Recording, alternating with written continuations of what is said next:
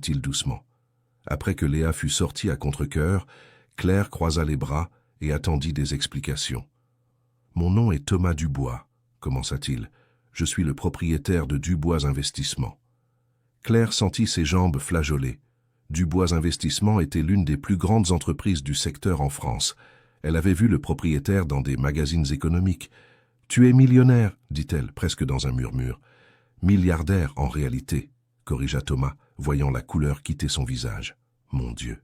Claire s'assit lourdement sur une chaise. « Que faisais-tu ici? Pourquoi as-tu fait semblant d'être pauvre ?» Thomas raconta tout, sur le test qu'il avait planifié, sur les déceptions avec les personnes intéressées, sur la découverte que ses propres frères planifiaient déjà de se partager son héritage. Il parla des 3 semaines passées à être rejeté par tous avant de la rencontrer, elle et Léa. « Mais Claire, écoute, » dit-il, essayant de lui prendre les mains. « Ce que je ressens pour vous deux est réel. Tout ce qui s'est passé ici, chaque instant, chaque conversation, chaque geste d'affection était vrai. Comment puis-je te croire ?» Claire s'éloigna, les larmes coulant sur son visage. « Tu as menti sur tout.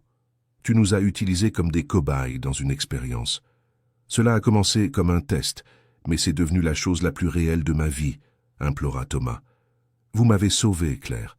Vous m'avez montré ce qu'est l'amour véritable. »« Sors de ma maison, » dit Claire froidement. « Maintenant. »« Claire, s'il te plaît. »« Maintenant, Thomas. Je ne veux plus te voir. » Léa, qui avait écouté la dispute depuis le couloir, apparut en courant, en larmes. « Non, tonton Thomas ne peut pas partir. Léa, va dans ta chambre, » ordonna Claire. « Je ne veux pas qu'il parte. » Léa s'agrippa à la jambe de Thomas. « Il fait partie de notre famille. » Thomas s'agenouilla et serra la petite fille dans ses bras, sentant ses propres larmes commencer à couler. « Ma puce, parfois les adultes doivent s'éloigner un moment. Mais tu reviens, hein ?» Léa le regarda avec espoir. Thomas ne put répondre. Il regarda Claire qui détourna le visage. « Je t'aimerai toujours, Léa. Ne l'oublie jamais, » dit-il en embrassant le front de l'enfant. « Thomas, s'il te plaît, » murmura Claire, voyant la douleur de sa fille. « Tu as raison, » dit-il en se relevant.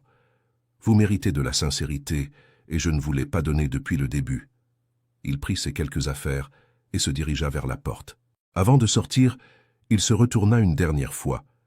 « L'argent apparu sur votre compte était le mien.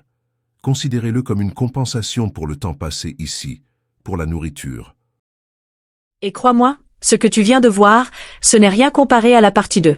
La suite va vraiment te surprendre. Dis-moi en commentaire si tu es prêt pour la partie 2. Abonne-toi et active la cloche pour ne pas la rater.